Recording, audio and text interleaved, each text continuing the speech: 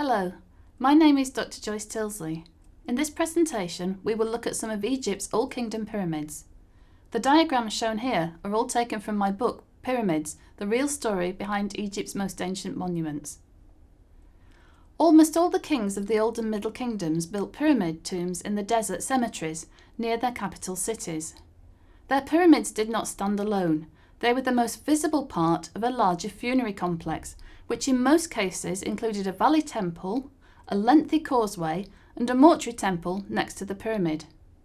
Queen consorts were buried in smaller pyramids within their husbands' complex. The first pyramid was built for King Djoser at the start of the Third Dynasty. This was not only Egypt's first pyramid, it was Egypt's first stone building.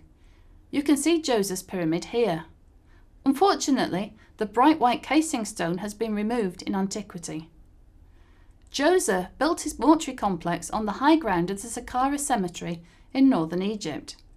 This was a sensible location. Saqqara was well supplied with limestone quarries. The inner pyramid, which you can see here, was built from rough-cut, coarse-grained local limestone. High-quality limestone was used for the visible casing. The burial chamber was lined with granite quarried at Aswan.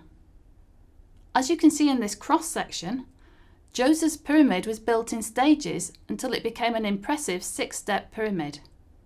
His granite-lined burial chamber lies below ground, at the base of a wide shaft.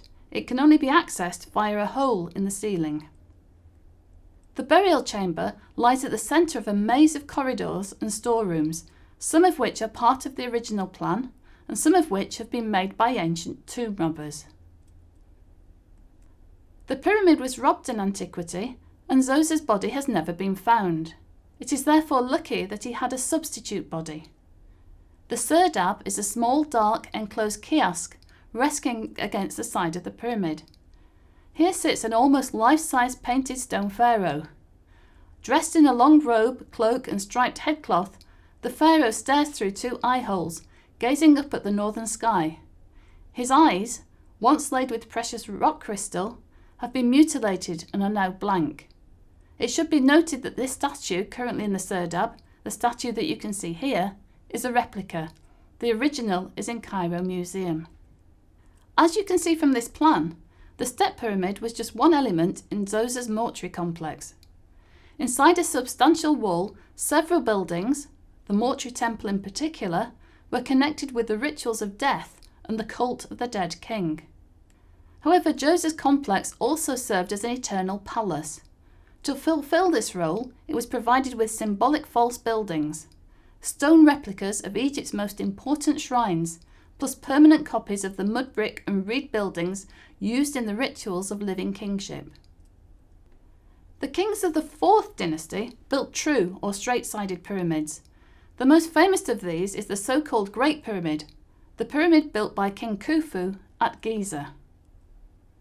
As this cross-section shows, Khufu's pyramid holds 3 chambers linked by a simple system of passageways.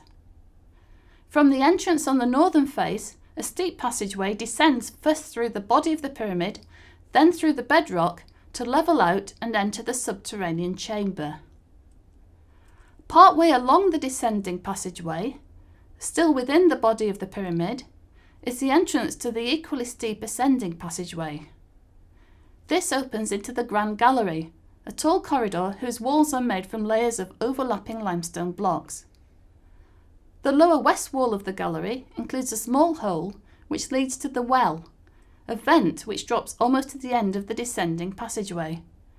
Here, too, is the entrance to the horizontal passageway which leads into the incorrectly named Queen's Chamber. The Grand Gallery leads upwards to an antechamber which gives access to the red granite burial chamber. Here lay Khufu's enormous red granite sarcophagus. The ceiling of the burial chamber is formed from 9 massive granite slabs which started to crack as the chamber was being built. To prevent further damage, 5 stress-relieving chambers were provided directly above the burial chamber. These spread the load of the pyramid. It is here, hidden from view, that we find the only pyramid inscriptions. Casual scribbles left by the work gangs which confirm that the pyramid belonged to Khufu. Pyramids are nowhere explained, but many Egyptologists believe that they may have served as gigantic ramps or fossilized rays of sunlight that would allow the soul of the dead king to travel upwards into the sky. Seen from afar, pyramids look like islands rising out of the desert. The idea of mounds rising from water would have been very familiar to a people accustomed to the annual Nile inundation. This idea is reflected in the Egyptian creation myth involving the god Atum. At the beginning of time, nothing existed except the still, dark waters of chaos. At the bottom of the waters lay an egg. Then suddenly, the egg cracked open and life erupted. A mound rose out of the swirling waters. On this mound was the sun god Atum. He had created himself and had created light. Atum went on to generate life on his island. First the gods, then humans. This belief was translated into an association of mounds and islands with life and rebirth. Mounds were heaped over graves, and eventually, inside the dynastic temples, the ground would rise upwards towards the sanctuary. Monumental building brought economic benefits. Old Kingdom Egypt experienced a steep learning curve as its builders were asked to produce stone columns, colonnades, porticos, and life-size statues. An increase in bureaucratic efficiency was sparked by the need to coordinate the work of thousands of people. Artisans, benefiting from unprecedented training opportunities, made huge leaps in technological ability. A constant demand for goods and access to top-quality materials allowed artists and craftsmen to perfect their skills. Less easy to assess are the intangible benefits, the sense of national pride and religious satisfaction which the completion of a pyramid might bring. Thank you.